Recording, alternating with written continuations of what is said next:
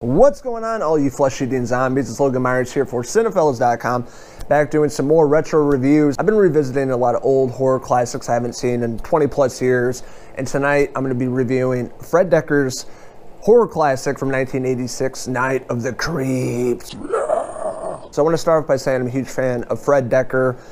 Monster Squad is on my all-time favorite horror movie list. It was just a classic film growing up with that. It's very nostalgic for me. It's a great take on the Universal monsters, meet the Goonies, and just an ultimate classic from 1987. But he did this film, Night of the Creeps, the year prior in 1986. But in this film, he definitely has a lot of nods to the Monster Squad. But I'll talk about that later in the review. So the setup of the film, we have this alien spaceship, these creepy little aliens running around. Really great makeup work on these, and they have like a frown on their face. They have this canister, they send it off, and this like teenager in 1959 like picks it up and basically opens it up, and this alien parasite starts to wreak havoc, and it really infests this young teenager's body back in 1959. So the setup of the film is really cool.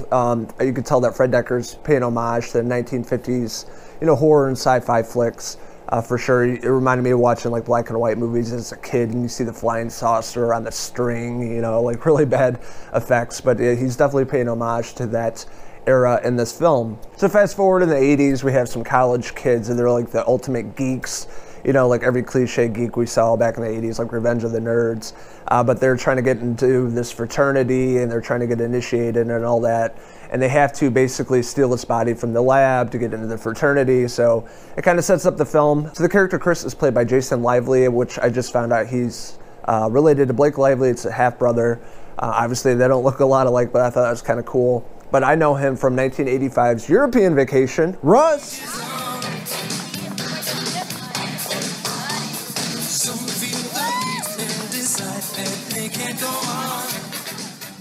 He was really great in that film, European Vacation. It's still funny. It's kind of the black sheep of the franchise, but I still enjoy it.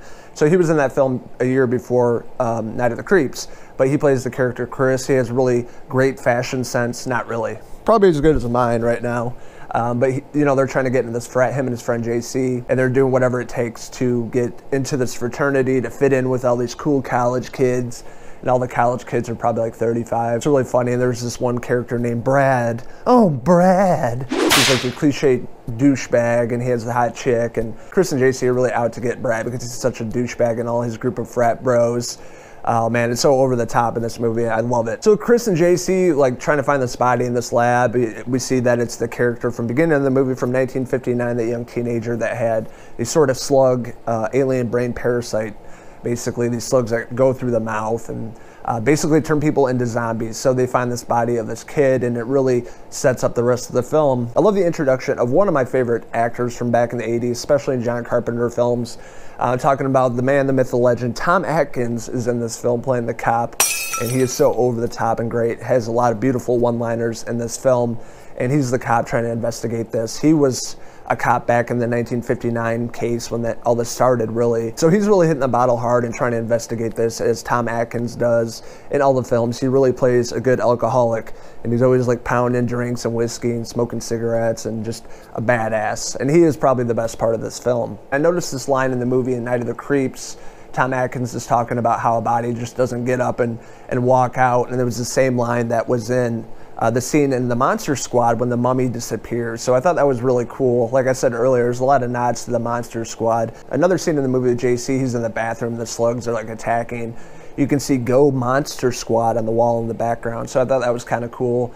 Fred Dekker adding that in before the movie came out a year later, so I thought it was really awesome. So with the slugs, the alien parasites that are taking over this town and the college and turning everybody into zombies, it sets up a lot of great practical effects in this film. It's really, really great, top-notch work, makeup, prosthetics, everything just looks really, really great. There's a scene with a skull, and they like shoot it, and then the head explodes, and just a lot of great work, makeup work in this film. It really shows how these zombies, they did a different take with the zombies compared to like Romero films, but they looked really good and really top notch. It really sets up the rest of the film with Chris being the badass he is, and Tom Atkins' character trying to stop this and figure out where all these slugs are and like how they're taking over all the bodies, turning everybody into zombies in this film. So it really sets up a lot of great action scenes. They go over the top in this as well with a lot of great kill scenes, and there's a flamethrower in this movie, which is so awesome, that Chris's character uses to basically scorch and burn these zombies, and you see like the slugs come out and like crawling away. They're really trying to figure out how to stop this once and for all, and it sets up the scene at the house down in the basement with Tom Atkins' character and figuring out how to stop this once and for all. And with Tom Atkins' character playing the cop, like I was saying, he had some really great one-liners. If anybody's seen this movie, they know the one famous line, which is, "It's Miller time." It's Miller time. And he like shoots the zombie. You know, if you guys didn't grow up in that era, it doesn't make sense to you, but Miller time, you know, Miller beer was a big thing back then. You know, it has nothing to do with killing a zombie, but in this movie in 1986, it made sense, and it still works today. One of the best parts of the movie. Another line I really love in this is like when Tom Atkins playing the cop is like in the sorority with all the girls, and he has the line, he's like, "Good news, girls, your dates are here. What's the bad news? They're dead." He's like smoking. It's so badass. I just love how they like the camera pans into him. Another aspect of this film that I really appreciated with Dekker paying homage to the horror genre, really from like 50s all the way up to 80s.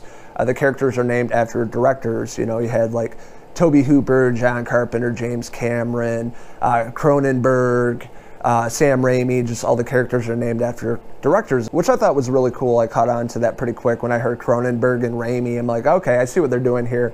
But it's done really well. It's not like cheesy or anything. It's just funny. But leading up until the end, this is a really fun 80s zombie flick. I mean, just so over the top, so cheesy, so in your face, ridiculous. A lot of great one-liners, a lot of great bits, you know, between the characters. And it's a fun movie. You know, it works for 1986. A movie like that today probably wouldn't work, but it's just a key example of great horror flicks in the mid-80s. My favorite film from Fred Dekker, obviously, is still Monster Squad, but I still love this really a lot, and it just does a lot for me. It really makes me appreciate the horror genre, especially back in the 80s, and also like the 1950s, like when it all kind of began with really great sci-fi black and white films and horror films and stuff like that.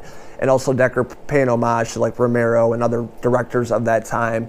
A lot of great aspects in this film, a lot of great nods, a lot of great Easter eggs, and really a lot of great performances. I love Jason Lively as Chris. He really comes out of his shell throughout the movie and becomes a badass at the end with his like tux on and taking out all these zombies. I love how his character really evolves from the beginning all the way to the end.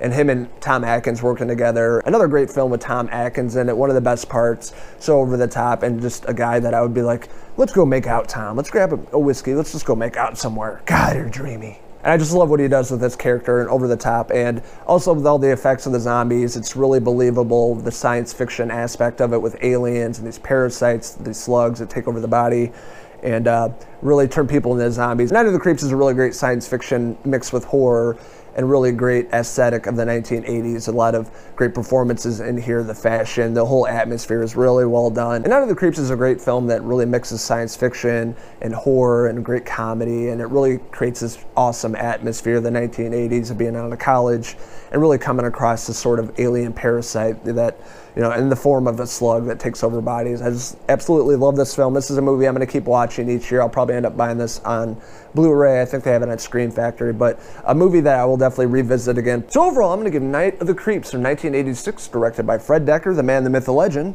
a 4 out of 5 zombie hair pieces. So if you guys have seen this flick, what did you like about it? What didn't you like about it? What did you guys think of Tom Atkins' performance in this film? Let us know in the comments below, and don't forget to hit subscribe. This is Logan Myerz signing out with Uncle Tom Atkins up here. Until the next quarantine video review. Cheers!